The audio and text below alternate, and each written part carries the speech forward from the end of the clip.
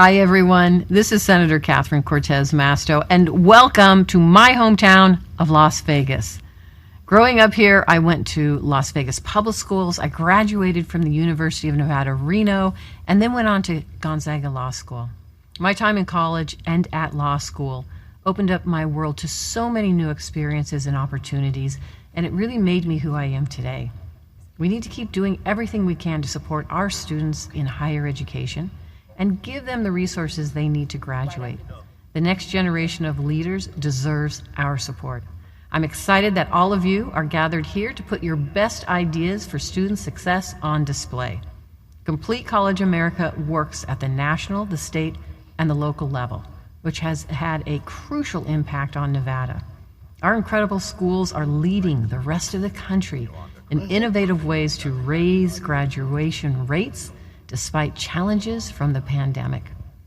We still have work to do to ensure our students' success, and I look forward to continuing to work with colleges and universities in Nevada and Complete College America to help support our kids through graduation. Please welcome to the stage Dr. Yolanda Watson Spiva, President of Complete College America.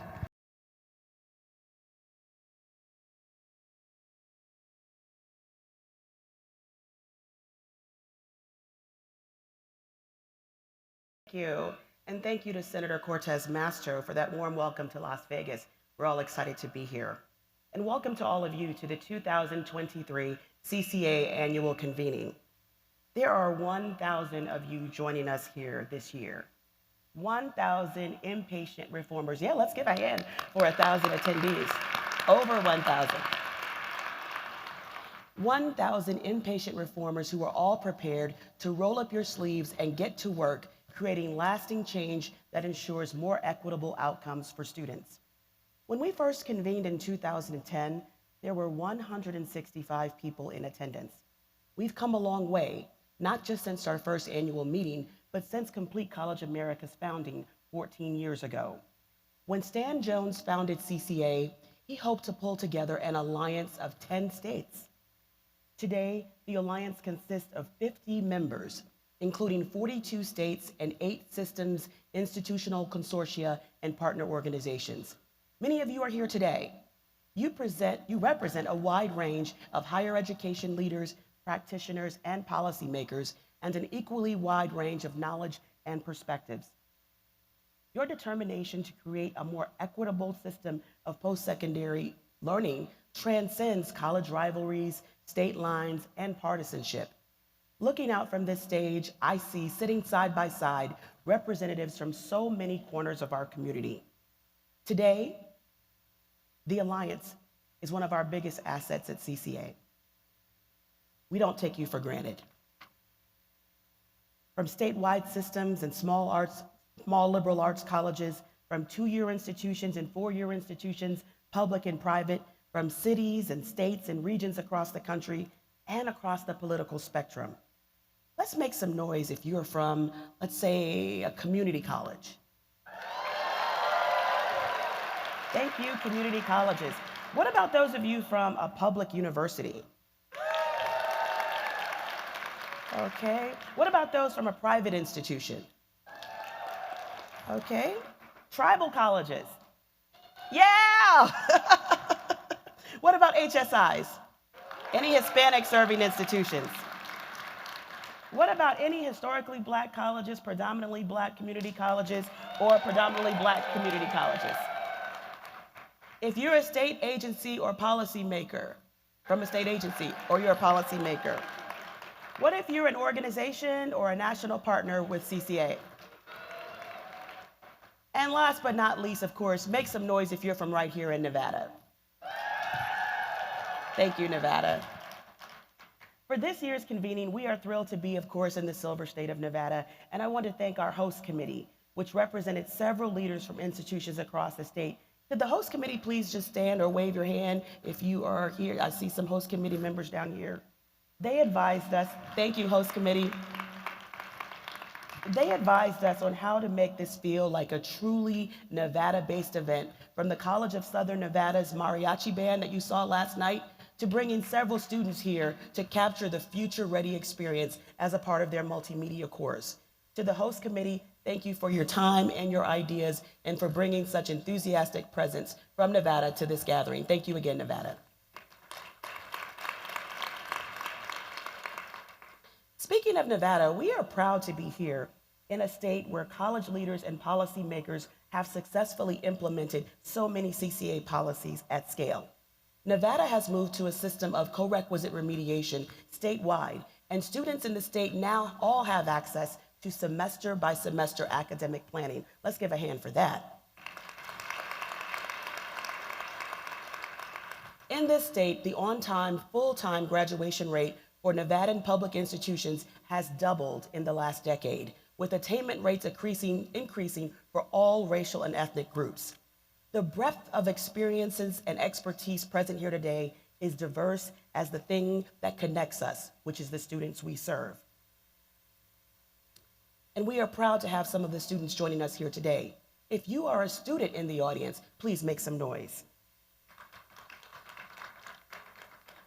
If you are a student in the audience, please make some noise. Okay, thank you.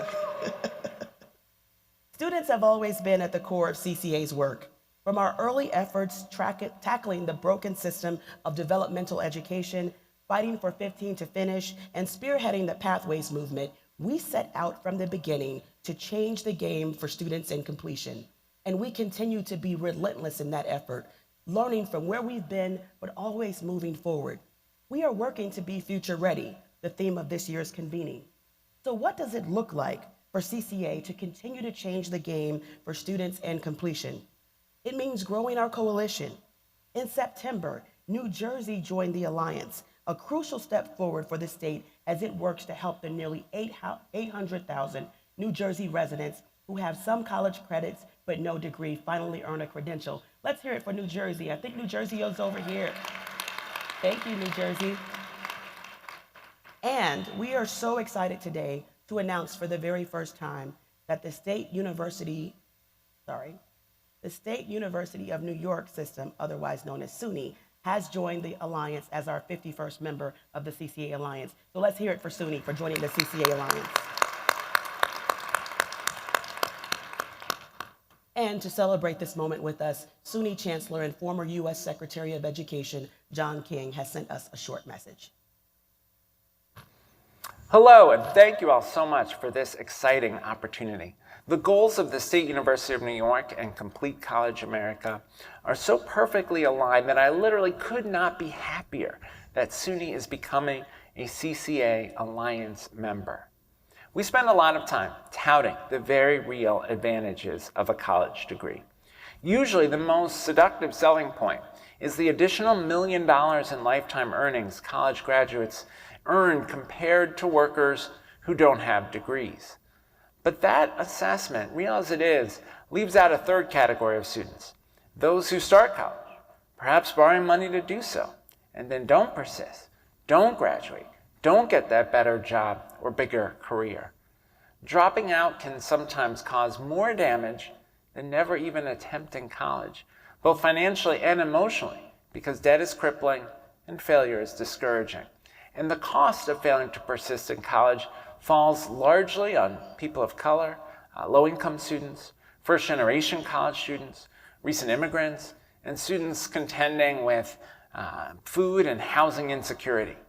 And that makes persistence and graduation one of the towering equity issues of our time. And it makes solving the persistence problem one of our society's most important challenges. I know joining a consortium of like-minded partners focused on getting people not just into college, but through it successfully is a key to SUNY's success. I believe we have great ideas and outcomes to share, and we are eager to hear best practices, success stories, and lessons learned from fellow CCA Alliance members. Members of the SUNY Alliance team, led by Senior Vice Chancellor Donna Linderman, are with you today. They share my excitement about SUNY joining the CCA family, wishing all of you a wonderful convening, and I very much look forward to our shared work to improve college completion for all our students. Thank you, Secretary King. Welcome to the CCA Alliance SUNY. We can't wait to celebrate our successes together. When we add new Alliance members like New Jersey and SUNY, it gives energy to all of you within the Alliance because it means more opportunities to collaborate with partners both inside and outside of the Alliance to identify new and innovative ways to improve college completion outcomes for students from historically excluded communities. One example of how we are doing this: CCA has partnered with the Lumina Foundation to assemble a comprehensive network of predominantly Black and historically Black community colleges, allowing for stronger collaboration that will empower more students while better supporting their needs and success. With funding from the Bill and Melinda Gates Foundation's Intermediaries for Scale initiative, CCA is also working with 11 state agencies over the next 4 years to implement research-based practices which are designed to dramatically increase college completion on a statewide scale. Every college and every student deserves to be future ready. That means centering equity in college completion policy and practice. Last year, state higher education agencies in Arkansas, Montana, and Oklahoma came together as the inaugural members of CCA's Policy, Equity, and Practice Network, otherwise known as PEP. Through this initiative, each state is advancing policy reforms with a particular focus on eliminating disparities among students from historically underserved communities. These are just a few of the bold steps we are taking in order to be future ready. The past decade was just the start. We have made a lot of amazing progress, but those hard-fought gains have only laid a foundation for where we are headed. The challenges institutions and their students face are not static. The policy landscape is shifting. The learners we serve are growing more diverse in their backgrounds, experience, aspirations, and needs, and they are becoming the norm, not the exception. Technology and its role in post-secondary learning is rapidly evolving, as you all know. The solutions that made an impact yesterday will not have the same impact tomorrow. We cannot afford to slow down and rest upon our laurels. We have to keep moving forward and meet a fast-approaching future head-on. Complete College America has, for example, been a vocal advocate for performance-based funding of higher education. With the proliferation of performance-based funding came a growing acknowledgement of the importance of financial models that recognize more than just enrollment. That model is no longer enough, however. Being future ready requires building upon, not falling back on, the successes of the past. The next evolution of performance-based funding is what we at CCA call completion goals funding. If state leaders hope to attract the jobs and employers of the future, they need to help institutions better align with workforce development goals, and they need to put students in a better position to succeed. Performance-based funding has gotten us this far, but completion goals funding is where we need to go next. A similar instinct is at the heart of the HBCU Digital Learning Infrastructure Initiative. We are working with historically Black colleges and universities to translate their track-proven approach to student success into digital learning spaces. Ensuring that historically Black colleges and universities are future ready means exploring ways to preserve the unique culture of HBCUs even in digital settings. The insights we gain from the initiative will also help other institutions, regardless of their institutional type, build more equitable learning experiences. The initiative is a part of our larger work to support all minority-serving institutions so they are not left behind as advances in technology create more opportunities for students to succeed. To be future ready, we are going to need stronger data so we can make more accurate predictions of what our students need. That's why CCA has partnered with the National Student Clearinghouse to increase participation in its post-secondary data partnership. About 1/3 of public institutions now participate in the PDP, an increase buoyed in large part by more than a dozen alliance states and systems. We have long had a challenge of getting consistent data on completion that tells the real story of where progress exists and where it eludes us. The PDP will help us get aligned in measuring our successes and our impact. We're also going to need a firmer grasp, however, on some of the dramatic technological changes that have taken shape in recent years. Advances in artificial intelligence have left some of us in higher education rattled. But I believe there's far more reason to be excited about the transformative potential of AI than to be fearful of it. Just a few weeks ago, CCA released a first-of-its-kind playbook for utilizing generative AI to support student success and completion. And now, CCA is convening a council on equitable AI in higher education to bring together a broad swath of stakeholders to explore AI and how it can unlock profound opportunities to scale the practices we already are working with institutions to develop, implement, and expand. AI is a tool in the larger completion toolkit that will accelerate our progress toward our mission. Over the next couple of days, you'll learn more about these efforts, as well as the brilliant work of your colleagues from across the country. You'll ask hard questions and have difficult conversations. You'll be called on to find new ways to face the many forces seeking to turn the clock back on higher education's hard-fought progress.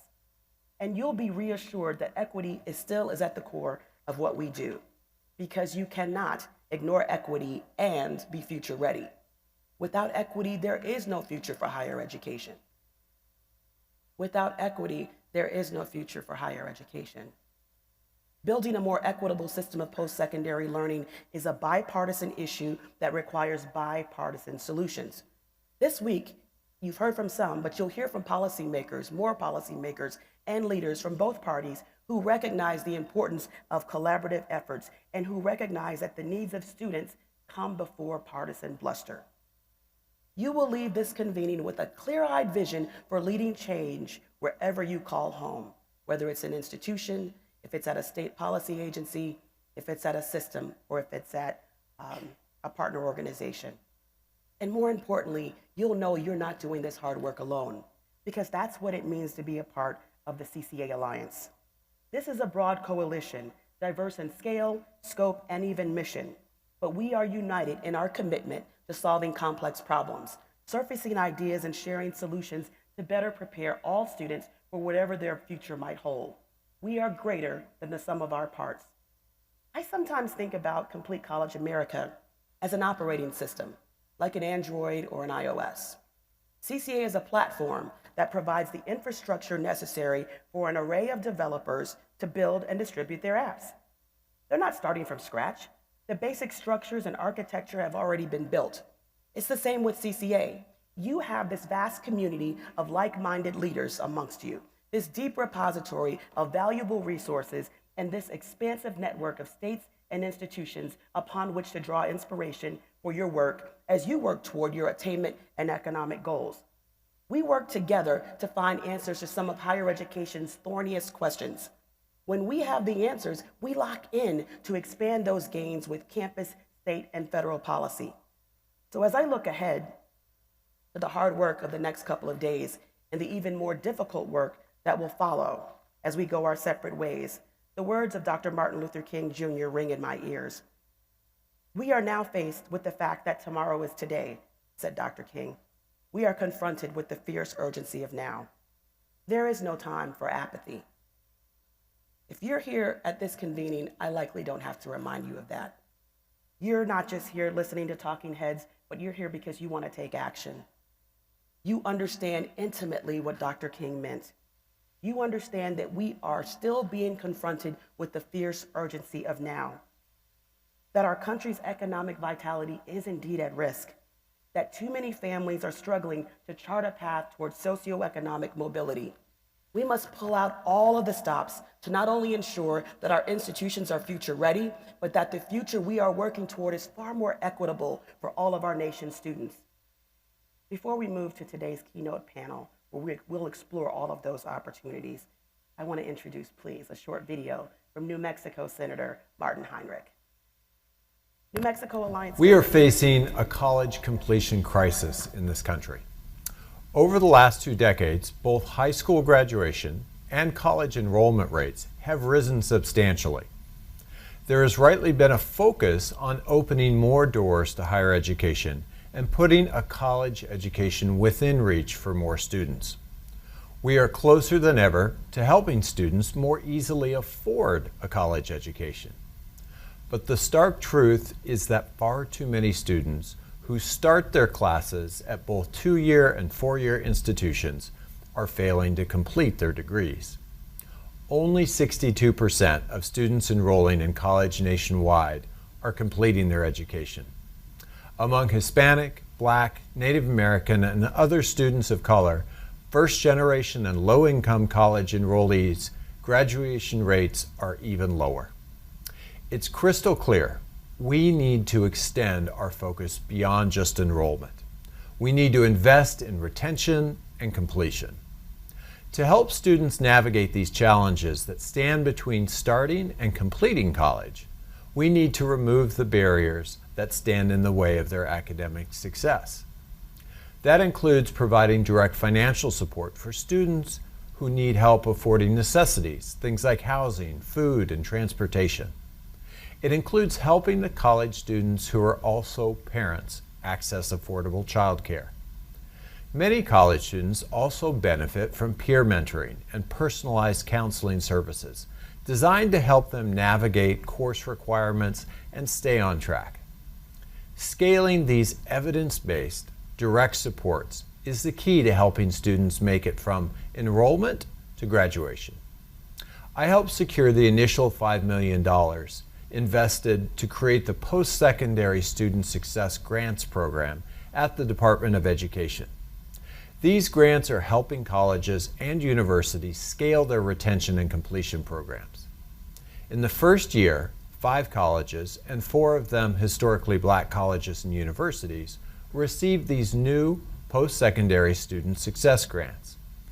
In the last major federal funding law, Congress invested $45 million more to support student success programs at even more colleges.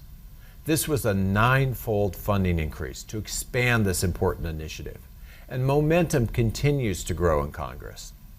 In the coming months, I will be introducing my bill to permanently authorize and expand the Post-Secondary Student Success Grant Program. That will mean more permanent and stable support for these grants. I've been working with my colleagues in the Senate and Republicans on the House Education and Workforce Committee to grow bipartisan and bicameral support. When we strengthen our commitment and investment in student success, we ensure more students get the opportunities that come from completing their degrees. Thank you, Senator Heinrich. And I want to give a shout out to the New Mexico contingent. Please stand and wave and shout out and say that you're here. Appreciate you, New Mexico. Thank you. We are joined this morning by 3 leaders who are forward-thinking and have stood out for their future-ready ideas. They've each helped to transform institutions to look ahead and help make hard decisions for the best possible student outcomes. So I'm pleased they're able to join us here today. I'd like to briefly introduce our panelists. First, I'll start with Maria Anguiano. Thank you, Maria, for being here. Since December 2020, Maria has been an executive vice president of the Learning Enterprise at Arizona State University. A first-generation college graduate, Maria has served as CEO of the Minerva Project and vice chancellor of planning and budget of the University of California, Riverside, respectively. And she serves on the board of regents for the University of California System, the James Irvin Foundation, HIP Foundation, the Campaign for College Opportunity, and the Alliance for Social Innovation, guiding strategy and models that bolster economic mobility for underrepresented and underserved communities. Thank you for being here. Next, allow me to introduce Suzanne Elise Walsh. Suzanne became the 19th president of Bennett College on August 1st, 2019. She was most recently deputy director of post-secondary success for the Bill and Melinda Gates Foundation, leading and developing a team and a portfolio of over $70 million in post-secondary investments in institutional transformation in the United States. He also previously served in leadership roles with the Lumina Foundation for Education and the Heinz Endowments. Thank you so much for joining us, Suzanne. And we're also happy to welcome Chris Meyer. Chris is a U.S. Army officer who currently serves as the head of the Department of English and Philosophy at the United States Military Academy, West Point. The department, thank you. The department teaches 3 courses in the core curriculum: first-year composition, literature, and philosophy, and ethical reasoning. It offers two majors, English and philosophy, and oversees the Cadet Humanities Forum. Prior to serving as the department head, Chris served as an associate dean for strategy and initiatives. He also serves as a reviewer for the Quality Assurance Commons and a member of the Middle States Commission on Higher Education, the Committee on Applicant and Candidate Institutions. He's a former Teagle Assessment Scholar and Association of Professional Futurists Emerging Fellow. Welcome and thank you all for joining me here today.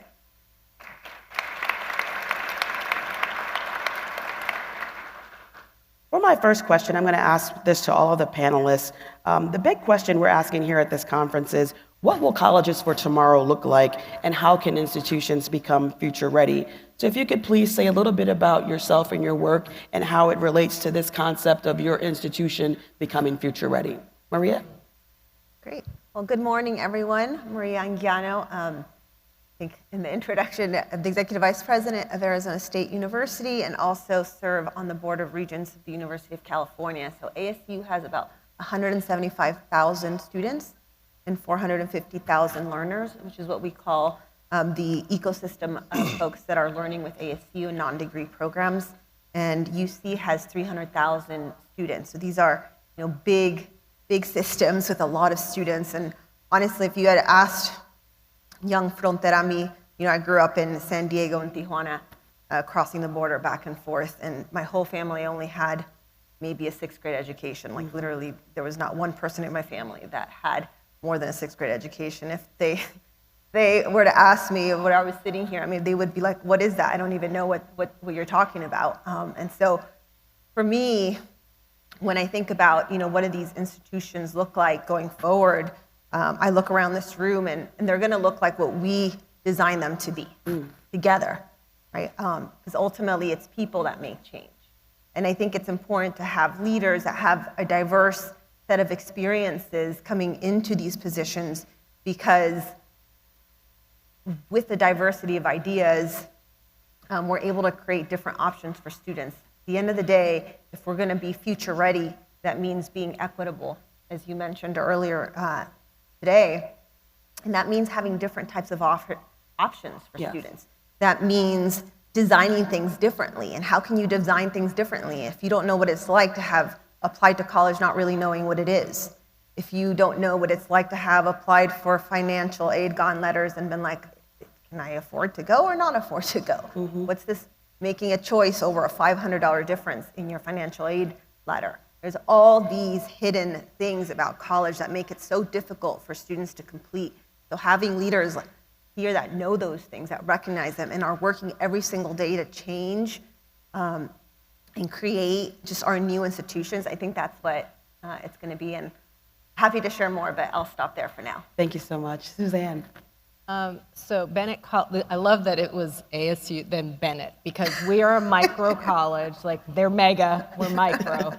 And I made that term up, by the way, it's not really, I'm reinventing a category, or I'm inventing a category. So I say we're micro in size and macro in impact. We're deliberately small so that we can wrap ourselves around our students. And because once we decided to be deliberately small, and by the way, not small in the terms of the U.S. Department of Education, 5,000, I mean under 1,000, like way under 1,000. And what's important about that is I think that there's a diverse need of institutions, because mega institutions are not for every student. We are one of only 2 historically Black colleges for women in the country, and it is really important for us to be able to wrap ourselves. We have a lot of students who are like you, first generation. 75% of our students are Pell, 100% of our students receive financial aid. There is no family that writes us a full freight check. And so being able to support students with those kinds of needs, we have to be small. And so our retention rate is at 90% after it had been hovering for 5 years in the 50s and dipped into the 40s twice. And so by being small, declaring that, I think that's been critical. And I think, when I think about the future, what does the future of higher education look like? It's all the stuff we say every time we all get together, but we actually have to do it for real. So it's being nimble, It's looking at our data, but not looking at our data and saying, let's do what everybody else is doing. It's looking at our data and saying, let's do what's right for our students. So I think you really have to know who your students are and really then curate that experience for them. But I think the institutions of the future, like we've redone, I think a number of you have probably done this too, right? We got rid of the 16-week semester because that's too much. We reduced cognitive load. I stole a model from another independent college in Nevada. Oh, hi. Actually, I just realized, hi. And I think it's, and that seems to have worked really well for our students. So they do they're mini-mesters, that's what we call them. They do 2 weeks, 7 weeks, 7 weeks. They average one class during the 2-week session, and then during the 7 weeks, they average 2 classes. But the point of that is to say, how do we rethink the structure? Again, we've been saying that forever, but we have to do it. And so I think the institutions of the future, and how do you become future ready? It is adding people, like I loved in your bio, you're a futurist of some kind, that's fancy. We need more of those in higher ed, and we need to be able to look forward, take some risks, and really wrap ourselves around the students that we have. Absolutely. Chris? A bit about West Point. We educate, train, and inspire cadets so that they're developed into the Army's future leaders. All of our students have a scholarship. They don't pay tuition, and they receive a small stipend and food and uniform allowances during their 47 months there. And during the summers, they're engaged in military training and academic experiences as well.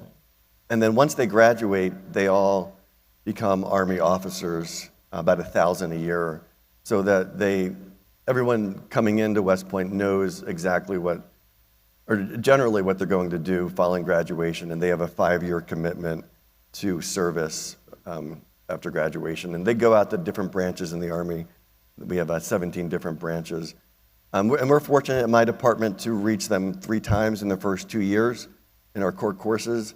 But then also, West Point's an Army post, so many of us live within a mile of where the cadets live, so it's really a small community to help them adjust to the military, but also to complete the program we have for them, which we have about 85% graduation rate.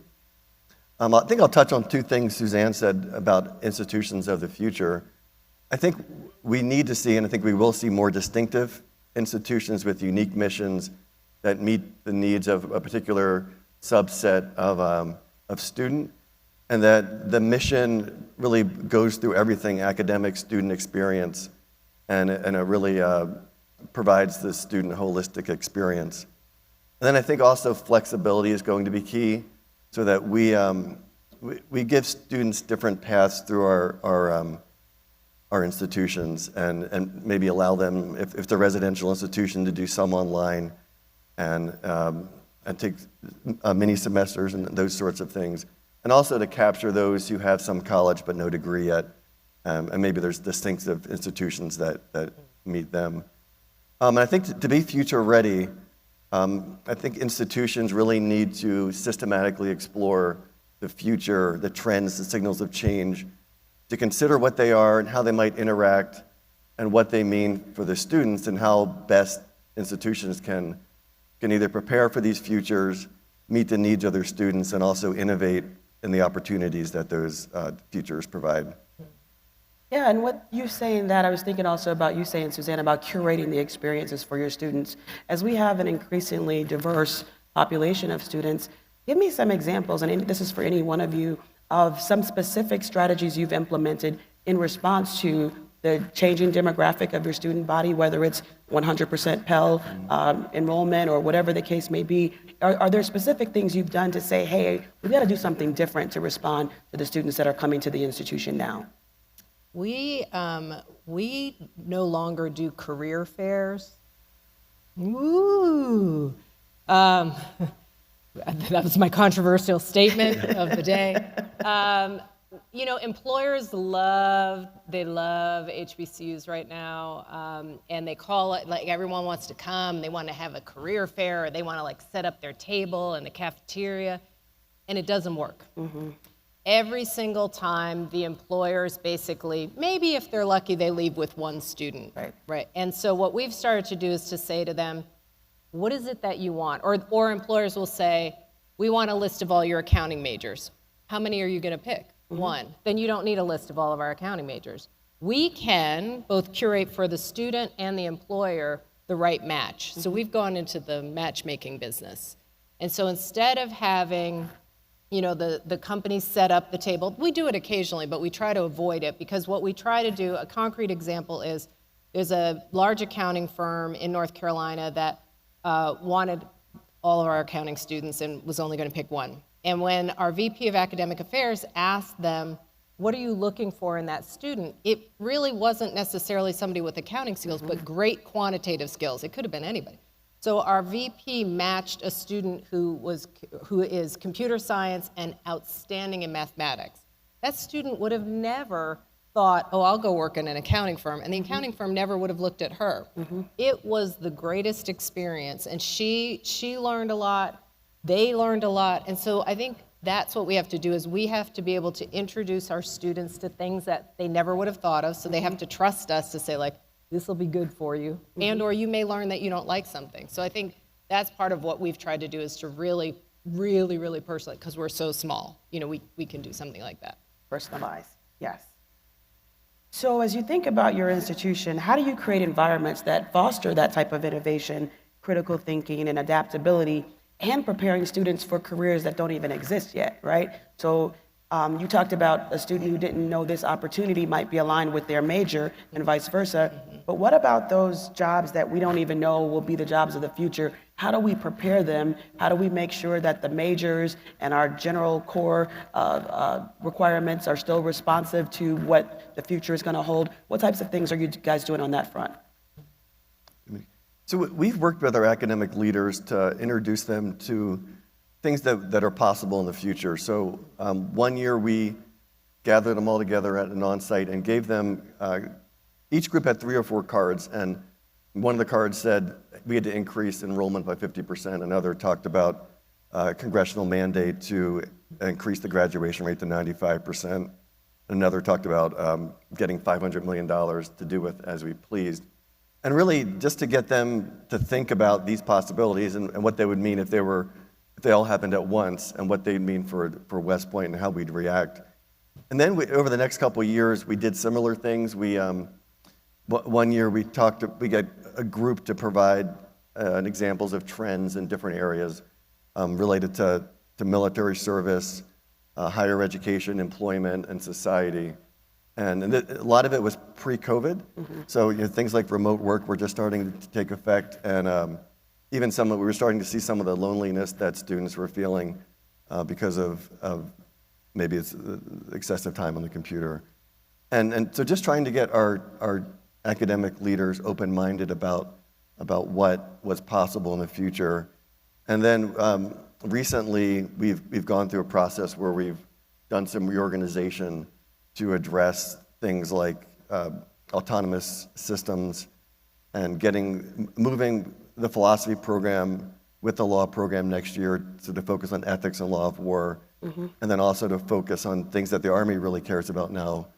People are surprised that the Army thinks a lot about space, but we are thinking a lot about space. We have a space science minor, but also sustainability. So we're putting our civil and environmental majors together in one department, which is a new thing. So really just keeping people informed about what is likely in the future and what the interactions of different things might mean and what it means for us and how we need to prepare our graduates for that world. Yeah. Maria, Suzanne? Well, I wanted to comment on back to helping students be successful, and ASU has been, I think, voted number 1 in innovation for 9 years in a row, and one of the reasons for that is our ability to really provide the optionality that we talked about. We have 80,000 of our students are fully on campus. We have another 95,000 that are completely online, and then we have 7 microsatellite campuses out in different areas in Arizona and California and Hawaii and DC. And why create so many options is because, back to your point, Suzanne, about how different students need different things. If you basically say the only way you can go to a research university, and again, speaking solely for public research universities, which I think have a unique place in the world, and not all institutions have to be like those, but for public research institutions that have to really think about the entire community, to say that you can only go to a research university by moving and living right next to it, you're by definition excluding so many people. Yes. And so when I think about, for example, our online program, the average age is 28. We've graduated over 10,000 Starbucks partners. That means people working at Starbucks 20 to 40 hours a week, living all over the country. They are not going to move to Tempe, Arizona. And so this is a way for us to be able to create optionality for students that they are able to finish a college degree wherever they are. And the satellite campuses provide that in-person support. So for example, we have one in Yuma, Arizona, which is basically 3 hours from any other major city. Students there said, I don't want to choose between my family, my community, and going to college. So we brought college to them. Yes. Right, and so that's an example of going to meeting learners where they're at. Absolutely. Love that. I think though, I'm just curious if I can even get, how many of you are working in a job that is exactly tied to what you thought you were going to do when you were an undergraduate? Let me get a scan. One. Where is that one person? We need to bring that person up here. You know, I mean, and even the jobs you're in, even if you're in, you know, if you're in higher education, if you're in one of the partner organizations, your exact job, maybe it existed, but did it exist exactly as it is today? You know, probably not. And so what I'm so excited as somebody who leads a liberal arts institution, I'm just so excited that West Point has philosophy, and like, I'm like, oh my God, look at you. Yeah. Whereas I think so often we're all told, get rid of what do you need with a philosophy major? Well, if the military's, there's a use. Yeah. Right? And I think that, so I would say that to prepare people for the future, this is where I pretend that I know things about the military, just FYI. So I love the idea of VUCA, you know, volatile, uncertain, complex, and ambiguous. I think that's from the Army, but it's military. And so I love that concept because I think what our job is to prepare people for that volatile, uncertain, complex, and ambiguous future, which means not saying we know exactly what's going to happen. If we try to pretend to our students or our legislators or our funders like, I know exactly the future, that's not going to help anybody. And so the question that we have is, what do we teach that allows students to remain nimble, that allows them to adjust, that allows them to be like all of you and say, well, it doesn't matter what the new things are, I can eventually get retrained. So I think higher ed in the future has to be nimble enough to have people coming in and out for upskilling and reskilling. And then I would say the future is interdisciplinary.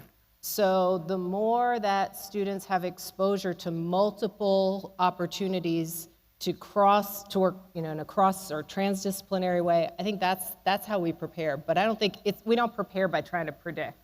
AI, we don't need more coders, right? There's that great article from Harvard Business Review from last year, and the gentleman who wrote it talked about, we need ChatGPT whisperers. Who knows how to write a great prompt? Because if you know how to write a great prompt, and you probably went to a liberal arts institution, if you do, you're probably an English major, you're the one who's going to win. Yeah. It's not the coders. No offense to the coders, but. No, I appreciate that. And as I was listening to you all, we were intentional in assembling a group of leaders who come from diverse institutions, right? So Suzanne, you gave us our new term of micro and macro, and then the military, but specifically public research university, small liberal arts college, military institution. Two of you have been around for over 100 years. And so you have very storied historical past, which can be a gift and a curse, I guess. So Chris, I want to start with you. As a part of Academics 2052 at West Point, how does the institution navigate the complexities of planning for your 250th anniversary in 2052? What considerations have been taken into account for an institution that was founded in 1802, which had a very different environmental zeitgeist? How do you remain relevant and effective for the future with an institution with that sort of legacy and storied past? I think it's tough, especially when you think you're doing okay, and students are coming in and they're doing okay when they graduate. But it's always keeping focused on the mission and what our purpose is, and keeping people focused that the world outside of West Point is changing a lot. And Army's fortunate. The senior leaders in the Army provide guidance, Army 2030, Army 2040, about what the future environment will be that our graduates will both enter in and then they'll lead in as senior leaders in 2040. So it's a balance of doing what we're doing well and remaining true to our traditions, but always remembering that our big tradition is that we're producing leaders for the Army, and that the world has changed a lot since 1802. And the Academics 2052 was what I talked about earlier, about getting people engaged in exploring the future. And it's really hard because there's so many things going on at the moment, and life is so busy, and people are trying to help students get through the moment, but always spending some time to looking out to the future and seeing what's changing. And then the first thing I talked about, the cards, it was fun, but then bringing that and say, what does this mean for how we teach and develop our cadets and how we're organized? And that's kind of what we're going through now with the reorganization. I think we'll see more, but again, I think it's always focusing on the mission and why we exist. And because what'll happen is, even if things happen for a couple years, they become tradition. And the students are very bad about doing that. So just being able to give up those things to focus on why we exist and who we serve. Absolutely. And Suzanne, on a similar note, Bennett College was founded in 1873, 150 years ago this year. This is an institution with a deep and storied history as well, and it's changed and transformed significantly over the past 150 years. So as an HBCU leader, how do you preserve the strongest parts of your past and your mission while also looking at the future for your students? So when I started this job, I came to this job having just been in Seattle. So I was interviewed by a reporter who, this was not her tone, it's just how I heard it. So you didn't go to an HBCU, you've never worked at an HBCU, you've never lived in the South, like what do you have to offer? That wasn't her tone, it wasn't the exact question, but that's basically what she said. And my response was to say, you know, one of the great things about HBCUs and one of the great things about the South is that there is a dedication to history and a deep understanding about tradition and a commitment to all of that, but it's sometimes at our peril. And what I bring from the West Coast is a sense of the future, because we may be a little bit more obsessed with the future such that, you know, we will tear down a historic building in a heartbeat and not care.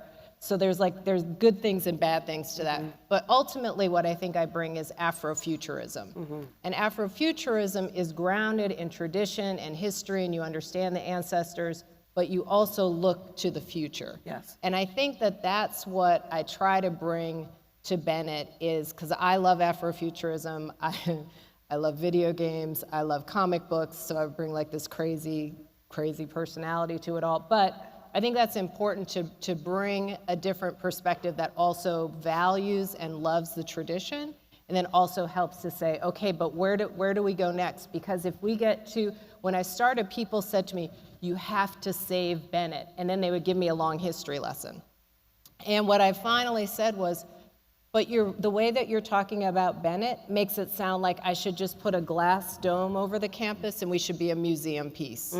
Because you're never talking about Bennett in the present, and you're never talking about Bennett in the future. So that's where I think it's important for us as HBCUs.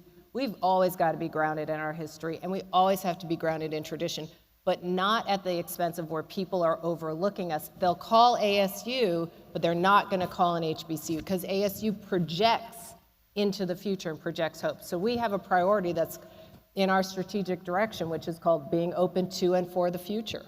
We have to own it. And at the same time, we just celebrate our 150th. We were co-ed when we started and became a women's college in 1926. So we're used to radical, we're used to doing big things, and we have to remember that. Absolutely. Maria, you actually have a unique standpoint here, because you happen to work in 2 states, both in Arizona through your work with ASU, but also, as I mentioned in the opener, and in California at the University of California Board of Regents. So given the size and diversity of the UC system and ASU, how are you and your colleagues in both areas thinking about future readiness? Yeah. Well, so maybe I'll start with some general themes and then go into specifics. I'll say that the first thing we have to acknowledge is that the past has created an equitable present. And so to keep the status quo is basically saying we want to keep the inequitable outcomes that we have today.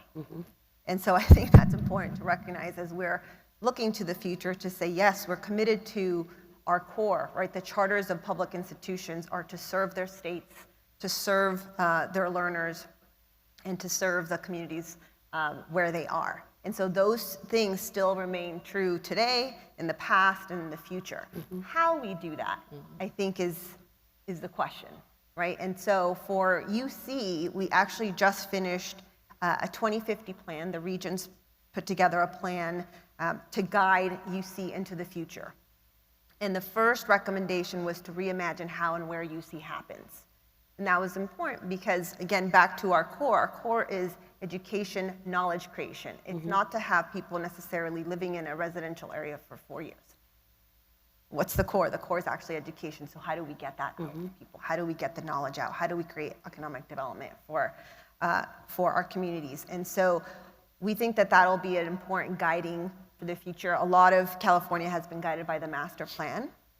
The master plan was established in 1960. That's literally 60 years ago. The world looked very different back then than it does today. So we really had to project a future plan to guide the system going forward. For ASU, I feel like we're already living in the future. I think there's a ton of investments in technology, and I think the institution really sees itself as tech-enhanced but learner-centric.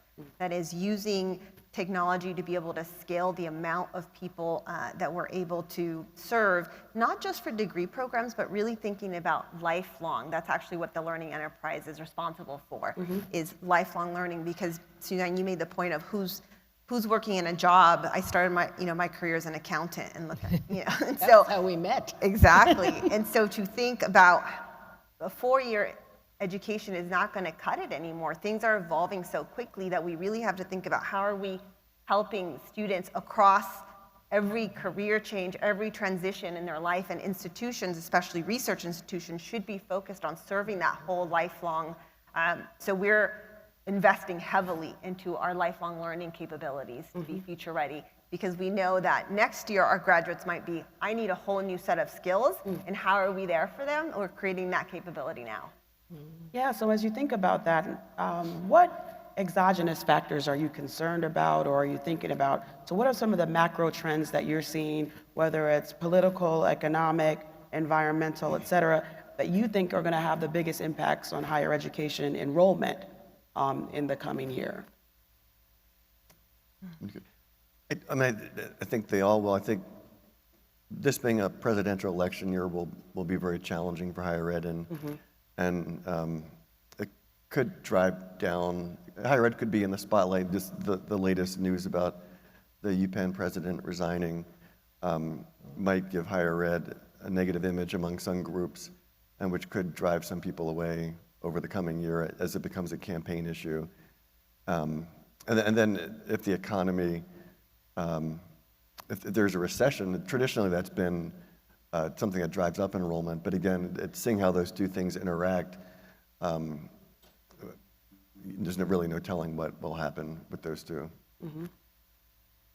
I think you said earlier that you have a partnership with the National Clearinghouse. I think that was it. Yeah, I think pay attention to their data, because I think that as we see the trend, we all know a demographic shift is coming, and I think that part of the reason it was important for us to declare we'd be a micro college is it meant that we don't obsess over enrollment. We obsess in that we know there's a number we have to hit, but it's not a huge number, and it's not about constant growth all the time, but it was a manageable number, and I made that decision really for a business decision as well, so that we can budget and live within our means. But I think that demographic shift is coming, And we're not really, I think, prepared for that decrease, the coming decrease in enrollment. I think in North Carolina, in North Carolina, there are a couple of our large state institutions have just announced that they're laying folks off, that they didn't hit their enrollment. So I think that's going to be big. I think the other thing is just in that 18-year-old, fresh from high school group, are they really interested in higher education as it's currently constructed? Are they willing to take on debt? Because even though in a recession, it used to be, historically it's been great for higher education, it also was great because people were willing to take on debt. Right. And I just do not see that. Yeah. So I think those sorts of shifts are going to make a really, really big difference in terms of where we go in higher education. We have to pay attention. The last quick thing that I'll say is sometimes, and I got this,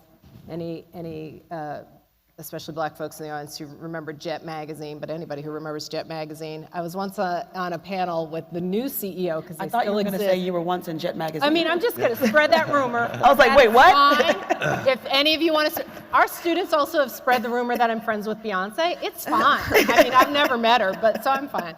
But anyway, I was once on a panel with him, and he said that he is the CEO of a however old Jet is, like, a 100-year or whatever startup. And I love that. I love that, and I say now I'm the CEO of a 150-year-old startup. Yep. And I think that that's how we have to think about higher education, is you have to constantly be in that startup mode, because then you are paying very close attention to all of those exogenous things that you almost can't predict as well. So yes, we should all be however many year old startup mindsets as we move forward. One thing I would add is I think if you were to ask someone if people need to keep learning, people would say, of course, right? And so when they're asking about the value of higher education, I think what they're asking about is this price and structure worth it? And that's different than, do we need higher education? Do we need post-secondary training? So I think that's an important thing. And it's fun, people talk about the demographic shift, but yet in Arizona, 50% of our high school graduates aren't actually going on to higher education right now. And so one of the things we're doing at Arizona State is actually, we have a program called Accelerate ASU, and it brings ASU courses into the high school so that we can get more students ready and exposure to college, make sure that they hit those admissions criteria. The population of people that need learning is giant. And so I think what we need to do is reframe this idea that somehow enrollment is going to decrease, that somehow people don't need to be learning. Folks need to be learning. We need to figure out how to get that learning to them. And so I encourage folks to check out our booth and learn more about Accelerate ASU. Absolutely. Let's turn our attention to technology for a moment, as we know that there is a big impact in terms of how technology is shaping the future of higher education. And we're seeing a rise, of course, in generative AI and blockchain. I know you all are utilizing it for digital records and things of that nature. Of course, AR and VR and wearable technology are all being utilized, some in pilot format and some are really ubiquitous in some areas of higher education. These are all poised to have a significant impact and are already doing so now. With 2023 probably being the year of AI, and not just in technology, but also in higher education, how do you envision, one, how you'll integrate AI into the way in which you deploy your learning to your learners, and how do you think it will change the student experience for you, and what can states and institutions that are here do, taking advice from you, to prepare for what's happening now and what's possibly coming? Big question, easy answers. I mean, I'm happy to jump in. I'm very excited about AI. And I think because we're adapting so quickly, I remind my team at least that it took 46 years for electricity to reach a quarter of the US population.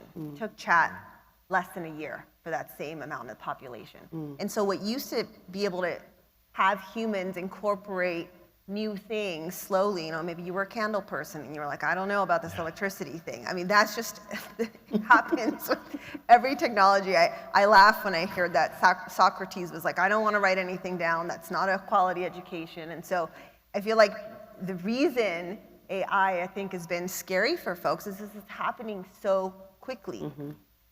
But when you look at the possibilities, again, to really highly personalize education, make it highly adaptable for the students. I talked about, again, the status quo hasn't worked for many people, right? Only 50% of folks that have gone to college have actually graduated, which means for that 50%, what we were doing wasn't working. And so to me, I'm really excited about incorporating AI, personal tutors, to personalize the content for people, to make the administrative components much easier and faster. And I'm hoping that by taking an equity first lens at implementing these technologies, we'll actually be able to create a much better experience for our students. Absolutely. Yeah, the generative AI has been really interesting to watch how people reacted to it. I mean, some people just banned it, or institutions banned it completely. And I think there are maybe even courses where you want your students to engage with the text and to think through something without assistance. But I think for a student today to graduate without having used it, and it was fascinating when we asked students, have you heard about ChatGPT? Many hadn't heard about it, even when it was in the news. Right. But I think students today will need to be able to use it in the workplace. I mean, people have been saying that it's not AI that will replace people, it's people using AI that know how to use it will replace those that don't. And so I think institutions need to find a balance between when it's not appropriate and when we want them to focus on certain things and critical thinking.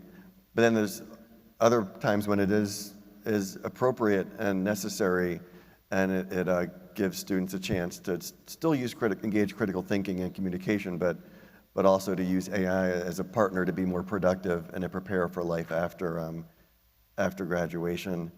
And real quick on AR and VR, some of our history courses have employed that, and it really enables students to go somewhere without leaving their institution, and it's really been beneficial. So I think we do have to embrace these technologies and really be smart about, but I think banning them completely isn't, especially with Gen AI, just isn't an option, and it would do a huge disservice to our students. I love all the things. I love AI. I had an AI assistant in 2019, and people had no idea what it was. And so I think that there are a couple of things with AI. I think one is what I've said to my leadership team is I expect all of them to regularly be playing with all of the tools, but I guess mainly for them probably ChatGPT. I like to test all of them, but at least play with that, because I think back to Maria's point, we need to get smarter and more effective in the way that we're working with students, and that's one way to do it. I know that people think they're writing an original email to every single student who is complaining about their financial aid or whatever it is. It's not, it's the same email over and over again. You've just changed the first name, but for some reason you write it from scratch every time. Ridiculous. I went to the CASE conference this summer in New York, and there were a number of fundraising professionals who said, oh yeah, we're using AI to generate letters for our donors. And somebody else said, oh my gosh, isn't that horrible that you're doing that? Shouldn't it be personalized? And another person, I thought this was a brilliant answer, said, well, I work for the president and I ghostwrite his letters anyway. So what's the difference? Right. Which I thought was genius, right? Like, it's such a good reframing of how to think about it. And I think AI should be seen as a thought partner and like a thought generator, but not the answer all the time. So the more that we're training students and employees to get there, I think is critical. And then two very fast points. I think the other thing is that I think we can't be afraid of AI, and for students, I think that faculty should be giving students the opportunity to give ChatGPT the question, ask ChatGPT to answer the question, but the student's assignment is to grade ChatGPT. So did ChatGPT get it right? Because you want students to think critically about understanding what has been generated. And I was asked on another panel. Apparently, I just go and speak on panels. I was just asked on a panel, and this was really interesting. I was in Kazakhstan with Ben Nelson, but I was in Kazakhstan at their EdCrunch conference, and we were asked about is the college essay dead? because of AI. And I think we just have to rethink the essay. What is it, like, what does the essay do? Deconstruct, what's the purpose of the essay? Is there another way to teach those same concepts without writing an essay? I don't know the answer to it. I was like reacting live, but I've still been thinking about that because I think the challenge for us is not to throw things out, as Chris said, don't throw it all out, but rethink it and rethink it in the context of that current technology. Rethink it in terms of what's a field trip of today look like? Is it AR or VR or something like that? So I think we can't, don't be afraid, just go play with stuff. When's the last time you played with I stuff? love that you've gotten your leaders to, you're making I'm them attempting. do it. I'm not saying they're doing a great job at it. No, Yeah, but I think it's important because we're usually the ones that are more afraid of it Yeah. than our students. that's right. Yeah, and I mentioned earlier that AI is just a tool in the toolkit, right? That's right. So as we think about this, we also know that students are going to take all different sorts of pathways. So as we deploy education, as you said, if you're only having 50% going on to college right now, what are the rest of them doing? So as we think about apprenticeships, credentials, and certificates and training programs, what roles do you think these play for students' success in today's job market? And are there any new models that you're following or subscribing to that you think are helping in your, from your various lenses? Yeah. You know, at ASU, we've really taken a both-and model to say that it's not about, well, people need career certificates or they need a philosophy class, but actually how do you combine these things because people need both. Yes. And so we've actually created a stack of college courses in a variety of very high in-demand fields where someone could take a project management course, like set of courses, and you get a certificate. And you're also getting college credit, or a Google IT, or name your high in demand field. And we've actually made those available to folks that are not enrolled at ASU, and so they could start a pathway. Right? Awesome. Because many times, again, we're asking people to commit to this four-year path. It's very expensive. Without a sneak peek at it, without knowing really what they're jumping into. And so these open courses that we've created, they're called our Universal Learner courses. You can take them, you can get career certificates, but oh, by the way, you also have college credit, and if you pass 4 of them, we will admit you into ASU. And so now you've created a both-and solution. Yes. Yeah, I think the Texas system has started offering Google certificates and helping students in majors that don't have clear connections to employment to encourage them to take them. So I think that is one way that humanities majors thrive in the future, is that they, and it can't just be offering students, it has to be really advising and really maybe even requiring students to pair up a philosophy major and a certificate in something or a certification so that they're prepared for their first job, but then they have kind of the broad skills and knowledge that based on what they studied in philosophy and what they did, that they're able to apply throughout a career and change careers and continue to learn. And I think these sort of certificates are going to be, I mean, they'll probably take many of them throughout their life, and so getting the experience of doing it with supervision and with faculty is also beneficial as well, because it prepares them for that type of work life. I think, so the last time I was in higher ed was 20 years ago. And I was at a community college in Ohio. I don't know where Ohio is. Ohio. Oh, O-H-I-O. Hello, Ohio. And we were having this and I was at a community college. Hi, community colleges. Look at I'm just saying hi to everyone. I'm doing your roll call again. Love it. But anyway, but we were talking about this exact same topic 20 years ago. And we're still talking about it. And the ideas that are seen as exciting and innovative now are the same ideas we had 20 years ago. So I think the question is, what can we do differently this time around? And one of the things that I'm watching right now is National University, based in San Diego, their psychology, so to your point of like non-STEM majors, their psychology majors are now going to be able to work on a state certification so that they can go into basically like a helping profession on their way to their bachelor's. I think that's fantastic. It's just part of the major, so you're not getting off course, but it allows you to train and be ready to work while you're on your way to that bachelor's degree. I think that has to be the next thing. And that hasn't been as seamlessly integrated into non-STEM fields. So that's the creative challenge for all of us, is what does that look like in a non-STEM field? How do we find those opportunities? Last year, 65% of our students had some sort of experiential learning opportunity. So whether it was that they participated in either an internship or a practicum, we're trying to get to 100%. Because as we also know, it's not just about apprenticeships to help students get that next job, it's also to tell them what they don't want to do. I like it when a student says, I did this thing in my major, turns out I don't want to do that thing. Cool, glad you learned that now, we don't want you to learn that later. And I like, you basically said like a sneak peek. I love that, yeah. Absolutely. So we talked about the fact that we are a group of not just thinkers, but doers. So I'm thinking about some of the actions that people can take. So you all are very forward-thinking, innovative. You're tapping into all sorts of new things. Besides coming to conferences like this where people can, interact and hear about innovations, what are some of the best practices you're using? What are you reading, podcasts you're listening to? What are you doing? Where are you getting information about some of these things that you're bringing back to your institution and applying it? Where are you getting that information from that these folks can tap into? Chat. Chat. Just joking. Go ahead. I love that. Anything interesting you're reading? Or I just read Brian Rosenberg's book, Whatever It Is, I'm Against It.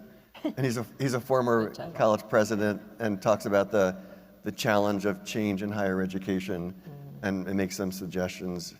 And then I read widely fiction, especially a lot about technology and potential changes.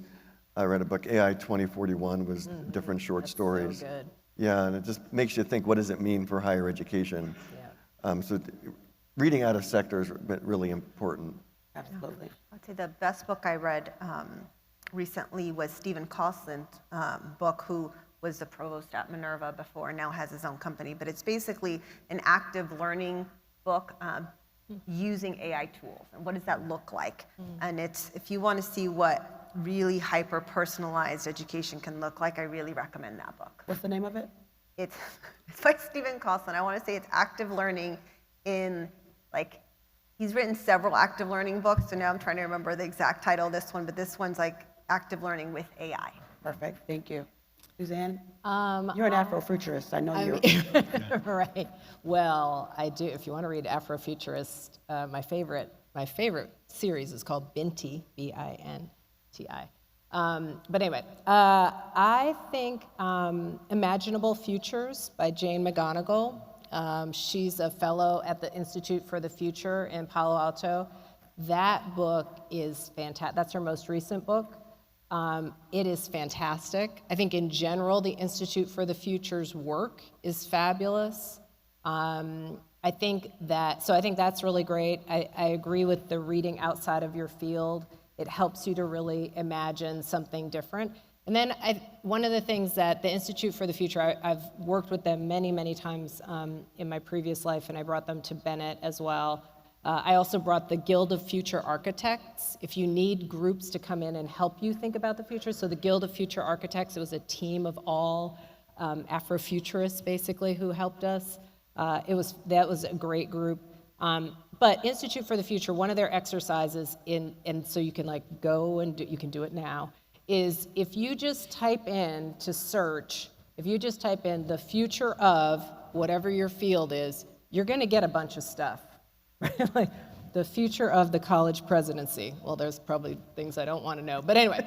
But it'll tell you, if you just type in that little beginning prompt, you're going, and don't just go to page one of your search results, but keep looking, because it will point you to podcasts and to books and to movies and whatever it is.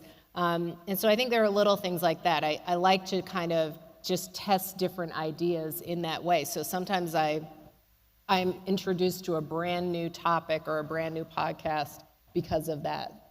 I don't have a go-to, but Love it. yeah, that's where I'd start. Quickly, what are your predictions for the future of higher education 2024? Lightning round prediction. Chris?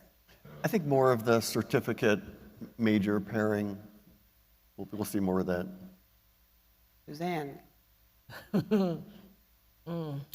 I think there's going to, much like we saw the Screenwriters Guild and the actors protesting related to AI, I think we're going to see faculty protests related to AI. I'm not encouraging it. I'm just saying. But I think the questions they brought up, I think those are questions faculty have to wrestle with. Maria. Yeah. I think maybe this is more of a hope than a. Oh, shoot, I would have done a hope if I had known.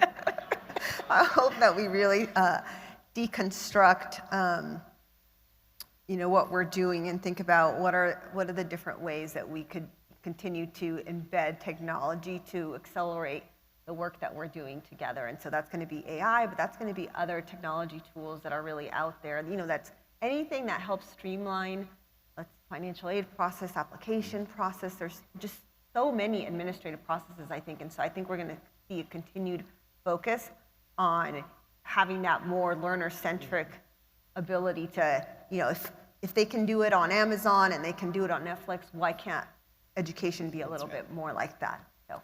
Absolutely. Thank you so much to all of our panelists for all of the thoughtful insights that you brought to this conversation and helping us to be future ready. Please join me in thanking our panelists.